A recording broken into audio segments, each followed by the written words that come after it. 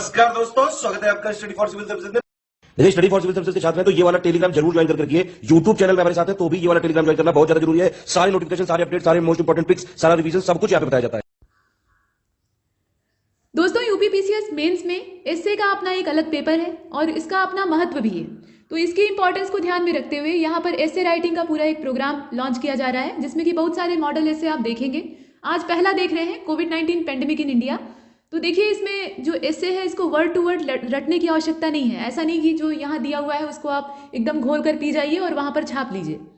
इससे आप अपने थॉट्स डेवलप कर सकते हैं या अपनी जो एनालिसिस है उसको और मजबूत कर सकते हैं। एक अच्छा एसे कैसे लिखा जाता है ये आप यहाँ से सीखेंगे और उसी प्रक्रिया को आप अपने अभ्यास के जरिए और मजबूत करेंगे ताकि आप वहाँ बेहतर अंक अर्जित कर सकें। देखिए, एसे में अच्छा अंक पाना ये भी अपने आप में एक चैलेंज होता है, और ख़ास तौर पे तब जब 700 शब्दों की सीमा है और उसी के अंदर आपको जितनी भी बात है वो कहनी है। बहुत ज़्यादा यहाँ हाथ पैर फैलाने की गुंजाइश नहीं होती है। ऐसा नहीं कि आप यहाँ मनमाना लिखना शुरू कर दें। निबंध का नाम ही होता है बंधन रहित, लेकिन यहाँ पर जो बंधन है वो शब्द सीमा का है। तो ऐसे में कम शब्दों के अंदर आपको अपनी बात कैसे रखनी है और कैसे अच्छे अंक अर्जित करने हैं, एग्जामिनर को अपने एसे की ओर अट्रैक्ट करना है, ये सब अपने आप में एक विद्या है और वो आप सीख रहे हैं। देखिए, एक अच्छा एसे लिखने के लिए शुरुआत आपको सही करनी होगी, और शुरुआत कहाँ से होती है?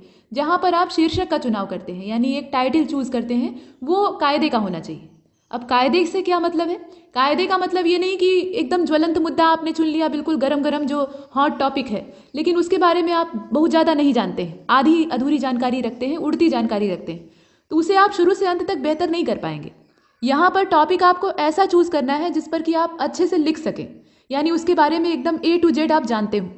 ऐसे टॉपिक का चयन करना है, भले ही वो एकदम साधारण हो, एकदम सिंपल टॉपिक हो, उससे कोई फर्क नहीं पड़ता। यहाँ पर एग्जामिनर को इससे नहीं मतलब है कि आपने बहुत अच्छा वाला टॉपिक चुन लिया है और उसके लिए आपको एक्स्ट्रा नंबर मिलेंगे, ऐसा कुछ नहीं है। यहाँ जितने भी मार्क्स आपको मिलेंगे वो आपकी राइटिंग स्किल पर मिलेंगे, आपकी एनालिसिस की जितनी क्षमता है उस पर मिलेंगे, आपके व्यक्तिगत जो मौलिक विचार हैं उस पर मिलेंगे। तो इसलिए शीर्षक का चुनाव आपको सावधानी से करना है। जितना आप इसके बारे में बेहतर जानते हैं, जिस विषय के बारे में आप बेहतर जानते हैं, उसको चुनेंगे। देखिए, यहाँ पर 3 ऐसे आपको लिखने होते हैं यूपीपीसीएस में। 3 आपको अलग अलग जो टॉपिक होते हैं वो चूज करके उस पर लिखना होता है। 3 सेगमेंट होते हैं, 700 शब्दों की सीमा होती है। तो पहला काम आपको ये करना है कि हर सेगमेंट से एक एक ऐसे जो जिस पर कि आप लिख सकते हैं बेहतर, उस टॉपिक को चूज कर लेना है। टॉपिक को चुनने में आपको कुछ समय लग सकता है, हालांकि अभ्यास करेंगे तो ये आपके लिए आसान हो जाएगा। और जैसे ही आपने टॉपिक चूज कर लिए, उस पर ड्राफ्ट बना डालिए। सबसे पहला काम यही करना है कि टॉपिक चूज करिए और उसके बाद उसको फ्रेम में भर दीजिए। अब उसकी जो फ्रेमिंग की जाती है उसका अपना तरीका होता है, लेकिन ये यहाँ पर कहा जा रहा है कि तीनों ऐसे का एक साथ पहले फ्रेम बना लीजिए। ऐसा मत करिएगा कि पहले आपने एक टॉपिक चुना, उसकी फ्रेमिंग की और उस पर लिखना शुरू कर दिया, उसको लिख कर कंप्लीट किया, तो अगले वाले को चुना और फिर फ्रेमिंग की और फिर शुरू किया। ये तरीका गलत है। ऐसा करने से आपका समय बर्बाद होगा, आपका फ्लो बिगड़ेगा। जैसे आप लिखना शुरू कर देते हैं तो आपकी राइटिंग में एक फ्लो आ जाता है, फिर आपके विचार जो हैं वो प्रवाहित होने लगते हैं, मतलब आगे की ओर बढ़ने लगते हैं, आपको आसानी होती है। लेकिन पता लगा आपने एक ऐसे लिखकर ख़त्म किया तो उसके बाद आपका काम फिर फ्रेमिंग वाला है, तो इससे आपके मूड पर गलत प्रभाव पड़ेगा या आप डिस्टर्ब हो सकते हैं। तो इसलिए पहले फ्रेमिंग कर लीजिएगा। इसमें थोड़ा सा समय लग सकता है, मतलब हो सकता है कि 15 मिनट आप इसी पर खर्च कर दें, तो इसमें कोई चिंता की बात नहीं है। ये सार्थक समय है, इतना अगर आप इन्वेस्ट कर रहे हैं तो ये आपके लिए बेनिफिशियल रहेगा। देखिए, जब आपने पूरी ड्राफ्टिंग कर ली, और ड्राफ्ट बनाने में एक चीज़ का ध्यान देना है कि जो शीर्षक है यानी जो टाइटल है उसके साथ ये ड्राफ्ट न्याय करता हो। न्याय करने का मतलब ये कि जितने भी टॉपिक इसके अंदर आने चाहिए वो आपने फ्रेम में रखे हैं और इन्हीं हेडिंग के अंदर आपको लिखना है, लेकिन हेडिंग डालकर नहीं लिखना है। ऐसे में कभी भी हेडिंग डालकर नहीं लिखना चाहिए। ये छोटे बच्चों वाला तरीका होता है, बचकाना तरीका है कि आपने हेडिंग डाली और उसके अंदर उसी हेडिंग के तहत लिखना शुरू किया। आप पैराग्राफ वाइज लिखिए, लेकिन हेडिंग जो है वो आपके ड्राफ्ट में रहेगी और उसी को टारगेट बना के उसी के बारे में आपको लिखना होता है। तो फ्रेम करने से आपकी काफ़ी सुविधाएं यहाँ पे मौजूद हो जाती हैं। आपको ये पता होता है कि इसके बाद क्या लिखना है, इसके बाद क्या लिखना है, तो आपसे कुछ भी छूटता नहीं। अगर आप ड्राफ्ट नहीं बनाते हैं तब भी आप ऐसे लिख लेंगे, कोई दिक्कत नहीं है। बहुत से जो सधे हुए अभ्यर्थी होते हैं वो ड्राफ्टिंग नहीं करते हैं या उसका फ्रेम नहीं तैयार करते हैं, वो डायरेक्ट लिखना शुरू करते हैं, तो उनका तो अभ्यास है। लेकिन मान लीजिए आप इस मामले में अभी नए खिलाड़ी हैं, तो यहाँ पर आपके लिए प्रैक्टिस पहले से उतनी कंप्लीट नहीं हुई है और आप ये जानना चाहते हैं कि एक बेहतर निबंध कैसे लिखा जाए, तो इसके लिए ड्राफ्ट पहले बना लेना ही बुद्धिमानी। देखिए, ड्राफ्ट में कैसे शुरू किया गया है, यहाँ कोविड-19 पेंडेमिक इन इंडिया के बारे में आपको लिखना है मतलब कोविड-19 जो महामारी थी भारत में, उसका क्या प्रभाव पड़ा। विश्व से शुरू करेंगे और भारत की ओर जाएंगे, तो उसके बारे में क्या क्या लिखा जा सकता है। पहले तो आपको बैकग्राउंड देना होगा। कोई भी चीज़ है, कोई भी टाइटल है, तो उसका बैकग्राउंड कैसा था, मतलब शुरू कहाँ से हुआ, उसका ओरिजिन बताना होगा। तो वो सब आप इस ड्राफ्ट में सबसे शुरुआत में रखिए, यानी यही आपका इंट्रोडक्शन है। अब देखिए, इंट्रो लिखने का अलग अलग तरीका होता है। जैसे मान लीजिए कोई साहित्यिक निबंध है, मतलब यहाँ पे लिटरेचर से जुड़ा हुआ निबंध है, तो उसमें आप बहुत सारे काव्य या उद्धरण जो है उनसे शुरुआत कर सकते हैं। मतलब कोई पोयम लिख दीजिए, पोयम की 2-4 पंक्तियाँ, या कोई किसी अच्छे मनुष्य का विचार है तो उसको डाल दीजिए, या किसी गद्य की ही पंक्ति लिख सकते हैं। कुल मिलाकर उसे अट्रैक्टिव बना सकते हैं। लेकिन इस तरह की जो महामारी वाला मुद्दा है, इस पर आप पोयम तो लिख नहीं सकते। कोई स्लोगन लिखेंगे तो वो भी बहुत अच्छा नहीं लगेगा। स्लोगन लिखने से बचिएगा कि यहाँ पे हम दो और हमारे दो जैसा जो नारा है उसको आपने डाल दिया, ऐसा कुछ मत करिएगा। कोई सधी हुई कविता या कोई अच्छा वाक्य हो तभी इसको लिखिएगा। तो देखिए, शुरुआत में आप किसी कथन को लिख सकते हैं या फिर किसी घटना से शुरू कर सकते हैं, ये भी हो सकता है। मतलब यहाँ पे आप किसी ताज़ा तरीन इवेंट को डाल सकते हैं और उसी को आधार बनाकर शुरुआत कर सकते हैं। लोगों के सामने ये भी समस्या होती है कि अच्छे निबंध को शुरू कैसे किया जाए। शुरुआत अगर अच्छी हो गई तो बाद में हम अच्छा लिख लेंगे, लेकिन शुरू करने का तरीका अगर पता हो तो आप वहाँ गलतियाँ नहीं करेंगे। तो बैकग्राउंड पहले दीजिए, उसके बाद ओरिजिन उसका लिखिए। उसके बाद फिर अगली जो फ्रेमिंग में इसमें बातें आती हैं वो है फर्स्ट केस वाज रिपोर्टेड, मतलब पहला केस कहाँ पर रिपोर्ट किया गया, भारत में इसका मुद्दा कब सामने आया, मतलब कब ये प्रकाश में आया, ये सब आपको इसमें लिखना है। थोड़ा सा फैक्चुअल डाटा जो कम वर्ड लिमिट वाले ऐसे होते हैं उनमें डालना ज़रूरी होता है। यहाँ अगर आप फैक्ट के जरिए बात करते हैं, मतलब तथ्यों के जरिए बात करते हैं, तो ये आपके लिए काम आसान कर देगा। अब इसके बाद देखिए month wise data in India, तो यहाँ पर टाइमलाइन आपको डालनी है, वो आप लिख दीजिएगा। मतलब यहाँ टाइमलाइन का ये तात्पर्य है कि महीने के हिसाब से आपको डालना है, जैसे मार्च में कितने केसेस या अप्रैल में कितने केसेस। चूंकि यहाँ पेंडेमिक की ही बात हो रही है तो यही काम ही है, और करेंगे क्या। इसके बाद गवर्नमेंट रिस्पांस, मतलब गवर्नमेंट का इस पर रिस्पांस कैसा था, मतलब शुरुआत में कैसा था, कंडीशन कैसी है गवर्नमेंट का, उस पर क्या बयान आया, या मिनिस्ट्री कोई है, हेल्थ मिनिस्ट्री है तो उसका क्या बयान है, इसको आप इसमें डाल सकते हैं। उसके बाद इम्पैक्ट, रिलीफ और सिचुएशन जो तत्कालीन है, वर्तमान सिचुएशन है, उसको आप इसमें इंक्लूड कर सकते हैं। ये कुछ चीज़ें देखिए यहाँ शुरुआत की गई है, मतलब शुरुआत में ये बताया गया है कि बैकग्राउंड कहाँ से था। तो कोविड-19 का शुरुआत कहाँ से होती है, जगजाहिर बात है, और वही यहाँ भी कहा गया है। तो the covid pandemic in India is part of the world wide pandemic of corona virus 2, जिसे कि SARS-CoV-2 के नाम से जाना गया। The first case of covid in India which originated from China was reported on 30 जनवरी 2020। अब यहाँ पर भारत में जो पहला केस रिपोर्ट किया गया उसके बारे में कहा जा रहा है।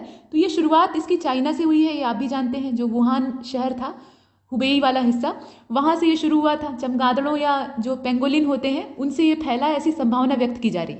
तो वो सब आपको इसमें लिखना है। भारत में इसका पहला केस जो है वो 30 जनवरी को रिपोर्ट किया गया।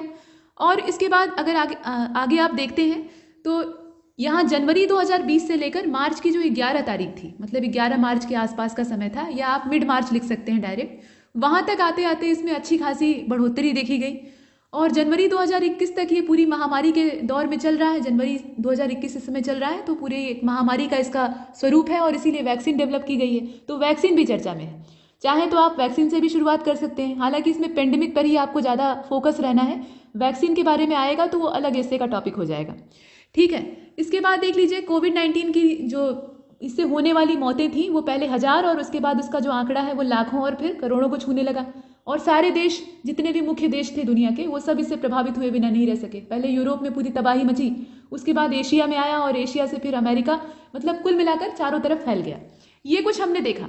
वही चीज़ यहाँ पर आंकड़े के तौर पर दर्शाई गई, जैसे यहाँ देख रहे हैं आपकी 1,50,000 डेथ एज ऑफ जनवरी 6, 2021। तो ये सब आंकड़े हैं, ये फैक्ट है जो कि आपकी मदद करेगा अपनी बात को प्रूव करने के लिए, तो आप इन्हें डाल दीजिएगा।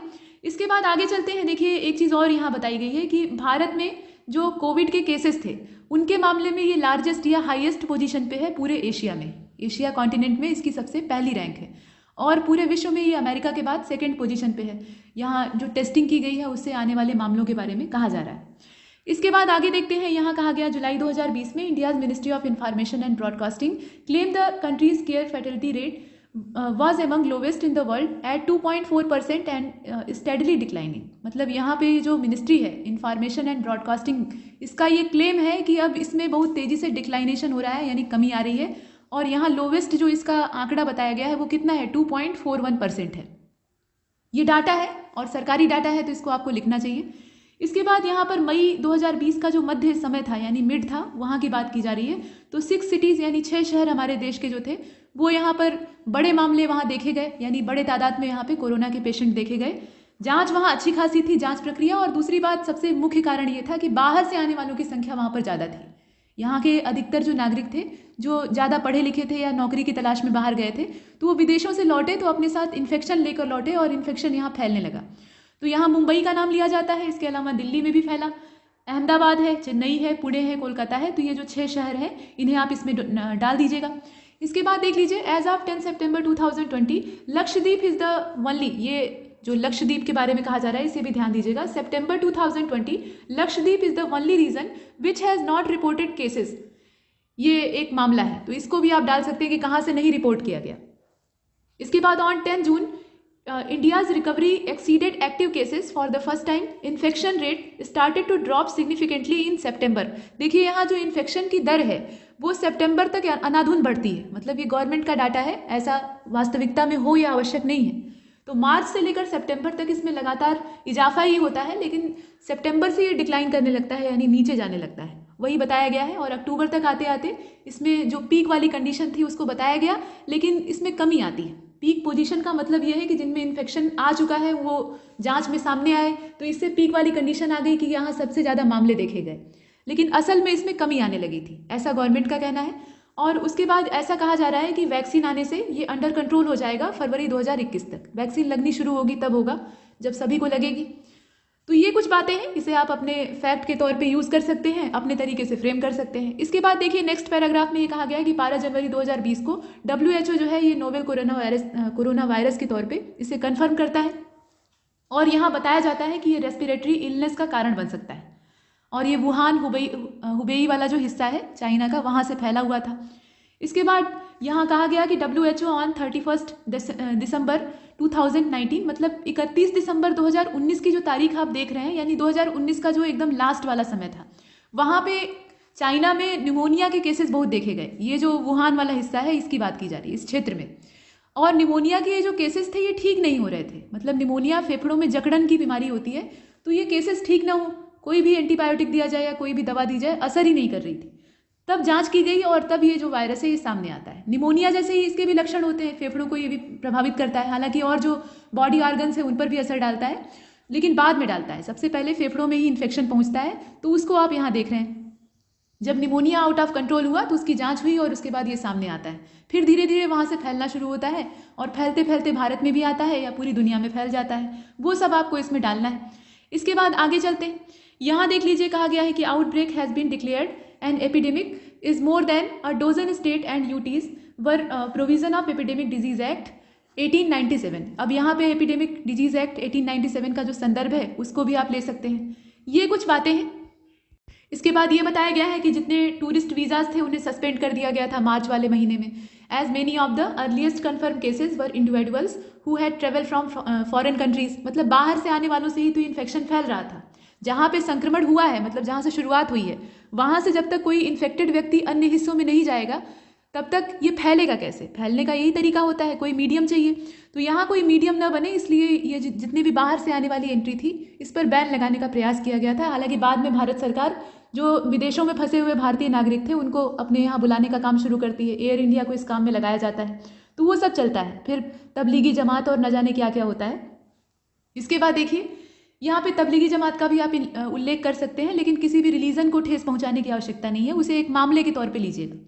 इसके बाद देखिए, यहाँ कहा गया कि इन सितंबर इंडिया साइंस मिनिस्टर, ये जो विज्ञान मंत्रालय है या प्रौद्योगिकी मंत्रालय है, तो doctor Harshvardhan announce that the first vaccine for use will be available by first quarter of 2021। जैसा कि सरकार ने कहा था और सरकार की जो हेल्थ मिनिस्ट्रीज हैं उन्होंने कहा था कि फर्स्ट क्वार्टर जो 2021 का है वहाँ तक वैक्सीन उपलब्ध हो जाएगी। तो लगभग आ ही गई है। अब इसका जो ट्रायल है वो स्टार्ट होने वाला है। हालांकि इस पर विवाद है कि ये अनटेस्टेड है, ठीक ढंग से इसकी जांच पड़ताल नहीं हुई है और इसे यहाँ लॉन्च कर दिया गया है, लगाने का काम शुरू हो गया है। लेकिन सरकार का ये मानना है कि अब वैक्सीन लगाने का जो काम है उसमें देर नहीं करनी चाहिए। आखिर हम कितने समय तक सबको रोक कर रखेंगे? ये कुछ बातें हैं। इसके बाद आप इसमें लिख सकते हैं कि 30 मिलियन जो हेल्थ वर्कर्स हैं, मतलब ये लगभग एक आंकड़ा है, ये एग्जैक्ट आंकड़ा नहीं है, लेकिन फिर भी डायरेक्टली डीलिंग विद कोविड-19 patient, specially doctors and other medical personnel are supposed, यहाँ नीचे आप देख रहे हैं, to be first to receive the vaccine. मतलब जो मेडिकल स्टाफ है, जितने भी मेडिकल पेशे से जुड़े हुए लोग हैं, चाहे वो डॉक्टर्स हों, नर्सें हों, या जो भी वार्ड बॉय या जितने भी काम करने वाले लोग हैं, उनको वैक्सीन पहले मिलनी चाहिए, क्योंकि वो संक्रमण के ज़्यादा नज़दीक होते हैं। मतलब कोविड के जो वार्ड होते हैं वहाँ पे ये काम करते हैं, और आपने देखा कि मेडिकल स्टाफ बहुत तेज़ी से संक्रमित होने लगा था। तो वो सब चीज़ें हैं, वैक्सीन यहाँ तक पहुँचनी चाहिए। इसके बाद यहाँ कहा गया कि on January 1, 2021 the drugs controller general of India approve the emergency और कंडीशनल यूज ऑफ एस्ट्राजेनेका। ये एस्ट्राजेनेका का जो कोविड-19 वैक्सीन है, और इसका जो वैज्ञानिक स्वरूप है या केमिकल कॉम्बिनेशन है, उसमें जब ये लेबोरेटरी में बनती है तो इसका नाम AZD1222 होता है। ये इसका वास्तविक नाम है, लेकिन इसको मार्केटिंग जब इसकी की जाती है तो इसे हम कोविशील्ड के नाम से जानते हैं। अब समझ में आया? तो ये वैक्सीन है, कोवैक्सीन और कोविशील्ड, यही चर्चा में है। इसके बाद यहाँ कहा गया कि Covishield is developed by the university of Oxford and this spin out company, नीचे आप देख रहे हैं, it's a viral vector vaccine based on replication deficient adenovirus that cause cold in the chimpanzee. मतलब ये वैक्सीन का जो बैकग्राउंड है उसके बारे में बताया जा रहा है। तो यहाँ जो वैक्सीन का वास्तविक नाम है उसको याद रखिएगा, और प्लस ये कोविशील्ड है। तो ये वाला जो पैराग्राफ है इसमें कोविशील्ड के बारे में बताया गया, और नीचे यहाँ कोवैक्सीन को आप देख रहे हैं। तो जनवरी 2021 BBV, ये बनाने वाली कंपनी का भी इसमें अपना नाम जुड़ा हुआ होता है, इससे कंपनी का नाम पता लगता है। 152 और इसकी मार्केटिंग की गई कोवैक्सीन के नाम से। ये फर्स्ट इंडोजेनियस वैक्सीन है, डेवलप बाई भारत बायोटेक। इसका डेवलपमेंट किसने किया है? भारत बायोटेक ने किया है। ये स्वदेशी है, और ये वाली जो है ये ऑक्सफोर्ड के द्वारा डेवलप की गई है, जिसे कि आप यहाँ कोविशील्ड के नाम से देख रहे हैं। इसके बाद आगे चलते हैं। यहाँ भारत बायोटेक जो है वो उसे डेवलप करता है in association with the Indian council of medical research and national institute of virology, receive approval from drug controller general of India for its emergency और कंडीशनल यूजेस। अब यहाँ पर इसका जो इमरजेंसी या कंडीशनल यूज़ है उसके लिए इन्हें जो ड्रग्स कंट्रोलर जनरल हैं उनके द्वारा परमिट प्राप्त हो जाता है। इसके बाद यहाँ कोविड-19 के जो अलग अलग सेक्टर में इम्पैक्ट है उनके बारे में कहा गया है। तो इम्पैक्ट तो बहुत सारे हैं, कोई ऐसा क्षेत्र नहीं है जो कि इससे प्रभावित ना हुआ हो। सबसे कम प्रभावित होने वाला अगर क्षेत्र देखा जाए तो वो एग्रीकल्चर का सेक्टर है। किसान अपने मामले में आत्मनिर्भर होते हैं। अगर उन्हें बाहर से कोई संपर्क न भी रखा जाए तो वो अपनी धरती से इतना उपजा लेते हैं कि उसे साल भर बैठकर खा सकते हैं। तो उनको अगर छोड़ दिया जाए, हालांकि वो भी अब ग्लोबलाइजेशन से पीड़ित हो गए हैं, यानी दुनिया से जुड़ गए हैं, तो उन्हें भी एक मार्केट चाहिए अपने सामान को बेचने के लिए। तो यहाँ मंदी का जो असर है वो तो दिखेगा ही, लेकिन फिर भी सबसे कम प्रभावित पेशा वही था। उसमें भी जो बिजनेस टाइप का करते हैं एग्रीकल्चर का, मतलब यहाँ पे जो बिजनेस वाली फार्मिंग होती है उसमें किसानों को घाटा लगा। जैसे फूल की खेती करने वाले किसान या किसी खास क्रॉप की खेती करने वाले जो किसान हैं वो यहाँ प्रभावित हुए। इसके अलावा जो सेक्टर है उसमें आप एजुकेशन का सेक्टर देख रहे हैं, ये तो एकदम बदहाल हो गया है। इसके बाद इकोनॉमी पूछना ही नहीं है, इंटरटेनमेंट वाला सेक्टर है, या इसके अलावा ट्रांसपोर्टेशन है, मतलब फ्लाइट, रेलवे और जो रोड ट्रांसपोर्ट है वो भी प्रभावित हुआ, और अभी तक प्रभावित है, बहुत ठीक ढंग से नहीं चल पा रहा है। कहने के लिए तो सब खुल गया है, जो लॉकडाउन है वो अनलॉक हो चुका है, लेकिन अभी भी दिक्कतें हैं। तो ये ट्रांसपोर्टेशन जो है इसमें भी बाधाएं और दिक्कतें आई, और इससे अच्छा खासा घाटा गवर्नमेंट को लगा। पूरा देश जो है वो घाटे में चल रहा है, और पूरा देश नहीं बल्कि पूरी दुनिया चल रही है। इसके बाद with factories and work place shut down, many migrant workers were left with no livelihood. मतलब यहाँ जो प्रवासी मजदूरों की समस्या है उनके बारे में कहा जा रहा है कि बेचारे किसी दूर दराज के स्थान पर जाकर अपने घर परिवार को छोड़कर वहाँ कामकाज करने में लगे हुए थे, और वहाँ से जो पैसा कमाते थे एकदम हाड़तोड़ मेहनत करके, वो अपने घर को भेजते थे या अपना उससे जीविकोपार्जन करते थे। लेकिन यहाँ कोरोना वायरस ने उनका भी कामकाज छीन लिया, फैक्ट्रीज बंद हो गई, उन पर ताला लगा, तो उसके बाद वर्कर्स जो है वो बेरोजगार हो गए। अब वो बेरोजगार मजदूर वहाँ भी रुक नहीं सकते थे क्योंकि वहाँ संक्रमण का खतरा था। तो उन्हें लाने के लिए फिर गवर्नमेंट ने प्रयास किए, और कुछ जो नामचीन हस्तियाँ हैं उन्होंने भी उसमें इन्वॉल्व होकर काम किया। वो घर आए। अब घर आने पे भी उनके साथ सौतेला बर्ताव होने लगा, मतलब उनके साथ लोग ऐसा बर्ताव करते थे जैसे वो किसी संक्रामक बीमारी से ग्रस्त ही हो। लोगों का ऐसा मानना था कि ये बाहर से आया है तो जरूर ये कोविड अपने साथ लेकर आया होगा। तो ये भेदभाव वाला बर्ताव, और प्लस सबसे बड़ी बात ये है कि बेरोजगारी। तो सरकार ने ये कहा कि गाँव में जो वर्कर्स लौट रहे हैं उनके लिए नरेगा एक ऑप्शन हो सकता है। मनरेगा यानी महात्मा गांधी जो नेशनल रोजगार गारंटी एक्ट है, तो उसमें ये काम खोज सकते हैं। लेकिन वहाँ भी जो ठेकेदार टाइप के लोग होते हैं जो कि ये काम देने का काम करते हैं, वो इन्हें रखने के लिए तैयार नहीं होते थे, इनके साथ भेदभाव करते थे। तो इस तरह की समस्याएं बहुत सारी देखी गई और रास्ते में ये ट्रेवल करते करते मतलब इन्होंने इंतजार किया कि गवर्नमेंट इन्हें वहाँ से भेजेगी इनके जो मूल स्थान है वहाँ पर। लेकिन यहाँ जब लेट होता है तो ये खुद ही वहाँ से पैदल यात्रा करना शुरू करते हैं और रास्ते में इन्हें असंख्य तकलीफों का सामना करना पड़ता है। तो वो सब चीज़ें आप इसमें लिख सकते हैं। इसके बाद यहाँ नीचे आप और भी चीज़ें डाल सकते हैं, जैसे कि government of India is taking all necessary step, ये टेकिंग है, माफ़ कीजिएगा, तो taking all necessary step to ensure that we are prepare well to face the challenge. मतलब यहाँ गवर्नमेंट ऑफ इंडिया अपने जितने भी पॉसिबल स्टेप्स हो सकते हैं वो सब कर रही है, ले रही है, लेकिन उसके अलावा हमें भी सतर्क रहने की आवश्यकता है। तो सतर्कता कैसी है? अब जो पुराने सावधानी के नियम थे उन्हें आप लिख दीजिएगा, 2 गज दूरी, मास्क, और उसके अलावा सोशल डिस्टेंसिंग वाला जो सिस्टम है तो वो तो 2 गज दूरी में आ जाएगा। इसके अलावा सैनिटाइज़र साथ में लेकर चलना चाहिए और ज़्यादा जो क्राउड वाले एरिया हैं, भीड़ वाले हिस्से हैं, वहाँ पर जाने से बचना चाहिए इस प्रकार से। या पब्लिक ट्रांसपोर्टेशन जो है उसका यूज़ जब तक बहुत ज़रूरी ना हो तब तक नहीं करना चाहिए। ये कुछ चीज़ें हैं जो कि बचाव कर सकती हैं। और इसके अलावा सबसे बड़ी बात यह है कि जो अवेयरनेस है वो लोगों को बचा सकती है। बहुत से लोगों का ऐसा मानना है कि कोरोना एक भ्रम है, ये गाँव की स्थिति है और ये सिर्फ अफवाहें हैं और ऐसा कोई वायरस होता नहीं है, तो सामान्य सर्दी जुकाम है।